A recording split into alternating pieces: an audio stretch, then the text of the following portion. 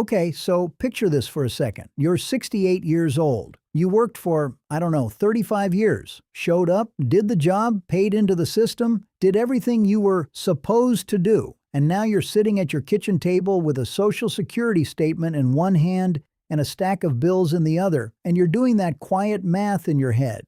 The one where you're not saying it out loud, because saying it out loud makes it real. And the math isn't adding up the way you thought it would. Honestly, this happens to more people than you'd ever guess just by looking around at your neighbors, your coworkers, your family at Thanksgiving. Nobody posts about it. Nobody puts barely making it work in their holiday card. But underneath the surface, there's this quiet, widespread anxiety about whether the number coming in every month is actually enough, or whether it's just survivable. My name is Steve, and I spend a genuinely embarrassing amount of time thinking about money. Not just how to make it, but how people relate to it emotionally, why certain numbers feel like triumphs and others feel like failures, and why two people with the exact same income can feel completely different about their lives depending on how that number compares to everyone else's. And that's really what we're getting into today, because there's a specific number and a monthly income figure that, if you're at or above it, actually puts you ahead of the majority of retirees in this country. Not the fantasy number people throw around on finance forums, not some influencers, "You need $7 million by 60" nonsense. An actual, grounded, statistically real number. And once you know it, something kind of shifts. You stop measuring yourself against ghosts, against some imaginary retiree who's cruising around on a yacht, and you start measuring yourself against reality. And reality, it turns out, is a lot more forgiving than the story in your head. So stick with me here, because we're going to walk through what that number actually is. Why the average you've heard about is honestly kind of a lie. What it actually takes to land above the pack. And this is the part I care about most, what you can actually do about it, starting basically today, whether you're 5 years from retirement or 50.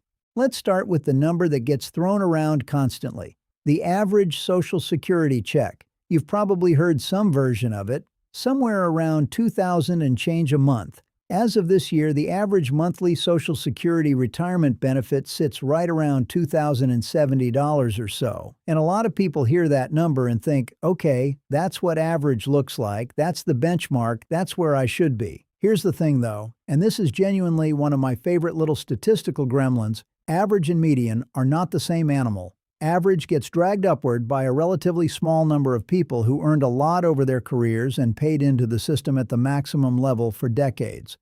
Meanwhile, the median, the actual middle of the pack number, where half of retirees are above and half are below, is noticeably lower. We're talking closer to somewhere in the $1,700 to $1,800 range for the median monthly Social Security benefit alone. Think about that for a second. That gap between average and median isn't just a statistics footnote. It's the difference between feeling like you're falling behind an imaginary everyone else and realizing that everyone else is actually struggling right alongside you. It's like judging your height by standing next to a professional basketball team. Of course you feel short. You're comparing yourself to outliers. And here's why this matters so much emotionally, not just financially. When people believe the average is the normal experience, they feel like failures for not hitting it. But when they understand it's actually skewed by a small slice of high earners, something loosens in their chest a little. You're not behind some invisible standard. You might already be doing better than you think. Takeaway here. Stop benchmarking yourself against average statistics without asking whether you're looking at average or median. Median tells you what's typical. Average tells you what's skewed. And most of us are living median lives, even if we compare ourselves to average headlines. So, if the median Social Security check is somewhere around $1,700 or $1,800 a month, and total household income for retirees, combining Social Security, pensions, part-time work, investment income, all of it, comes out to a median of somewhere around $59,000 a year, that works out to roughly $4,900, maybe $5,000 a month for a typical retired household. Now here's the part that I think genuinely surprises people. If your total monthly income in retirement is sitting somewhere around $3,500 to $4,000 a month, Again, combining everything, not just Social Security, you are already doing better than a meaningful chunk of retirees out there. You're not in some elite tier, no, but you're comfortably ahead of a huge swath of people who are trying to stretch a single Social Security check to cover rent, groceries, prescriptions, and the occasional visit to see the grandkids. And if you're above that median household figure, call it $5,000 a month or more, especially if it's coming from a mix of sources rather than just one check. You are statistically doing better than half of retired America. That's not a hype number, that's just math. I want to tell you a quick story, because numbers on their own can feel kind of cold. I had a conversation once with a woman, I'll just call her Diane because that's not actually her name, but it fits, who was absolutely convinced she was behind. She'd retired with about $3,200 a month between her Social Security and a small pension from years as a school administrator. She'd see these articles online about needing $2 million saved, and she'd feel this pit in her stomach every single time. But when we actually looked at where she stood relative to real retirees, not the fantasy retirees from finance blogs, she was doing fine, better than fine, honestly. She was above the median. She just didn't know it because nobody had ever told her what typical actually looks like. That's the emotional cost of comparing yourself to the wrong benchmark. It's not just inaccurate. It steals your peace of mind for no good reason. Takeaway: know your real benchmark. Add up all your income sources, Social Security, pension, any part-time work, withdrawals from retirement accounts, rental income, whatever applies to you, and compare that total to the actual median household figure, not to whatever eye-popping number showed up in your feed this morning. Okay, but here's where it gets a little uncomfortable, because I don't want to just pat everyone on the back and say, "You're doing great, don't worry about it," because that wouldn't be honest. Even retirees who are sitting above the median in income are often running into a gap, because average retiree household spending tends to land somewhere around $60,000 a year, sometimes more once you factor in healthcare costs that climb as people age. So even a household earning the median income of around $59,000 a year can find itself $1,300 short annually, and that gap tends to get filled by drawing down savings. This is the part nobody wants to talk about at parties. It's not that people are broke exactly.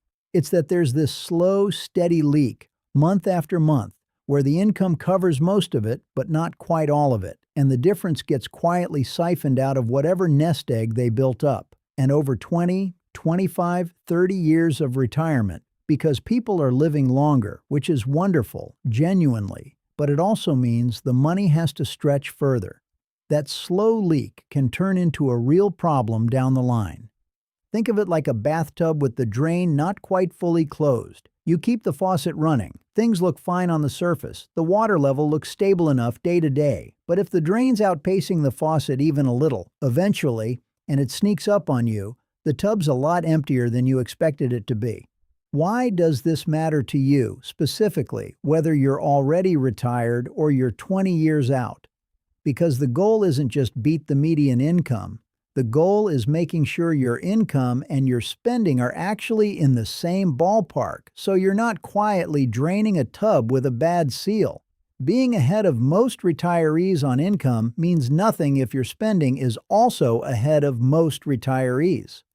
Takeaway: don't just track your income number, track the gap between income and spending.